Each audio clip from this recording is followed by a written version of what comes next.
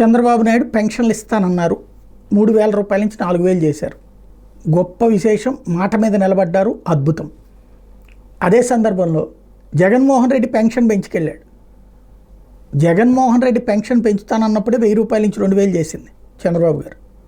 కానీ 200 నుంచి 2,000 చేసింది చంద్రబాబు గారే అన్నటువంటిది హైలైట్ చేస్తారు. అంటే బాబు గారి విషయంలో పాజిటివ్ దృక్పథంతో ఫోకస్ చేస్తారు. నో డౌట్, తప్పేం లేదు. అది వాళ్ళ అనుకూల మీడియా.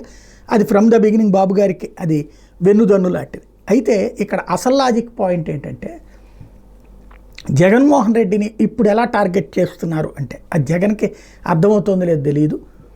మెయిన్ పాయింట్ ఏంటంటే, ప్రతి వార్తలో కరెంటు బిల్లులు పెరగడానికి కారణం జగన్మోహన్ రెడ్డి, ఆసుపత్రులు వైద్య సదుపాయాలు లేకపోవడానికి కారణం జగన్మోహన్ రెడ్డి, స్కూళ్ళల్లో ఏదైనా బాగాలేదు జగన్మోహన్ రెడ్డి, అదే స్కూల్లో ఏదైనా మార్చారు చంద్రబాబు వచ్చి బాగు చేశారు, లేదు ఏదైనా ఆసుపత్రిలో మార్చారు అది చంద్రబాబు రావడం వల్ల బాగుపడింది. అంటే జరిగే ప్రతి మంచి బాబు ఖాతాలోకి, లేదా జరుగుతూ ఉన్న మంచి కూడా బాబు ఖాతాలోకి, అదే చెయ్యలేకపోయింది జగన్ ఖాతాలోకి, చెడిపోయింది జగన్ ఖాతాలోకి వేస్తూ ప్రతి వార్తలో జగన్ మీద విషం చిమ్ముతానే ఉన్నారు. జగన్ని దుర్మార్గుడుగా, రాక్షసుడుగా, ఎందుకు పనికిరానివాడిగా, అసమర్థుడిగా చూపించే ప్రయత్నం ప్రతి వార్తలో తీసుకువెళ్తున్నారు.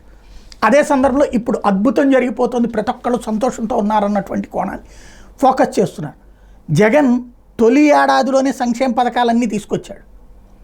ఇక్కడ సంక్షేమ పథకాలకి ఏడాది మొత్తం మీద కనబడేటటువంటిది పెన్షన్ పెంచడం ఒకటి, రెండవది వచ్చేటప్పటికి దాని పేరు ఏంటిది, గ్యాస్ బండలు ఒకటి, సూపర్ 6 ఈ ఏడాది అమలవుతున్నాయి అంటే లేదు అక్కడ.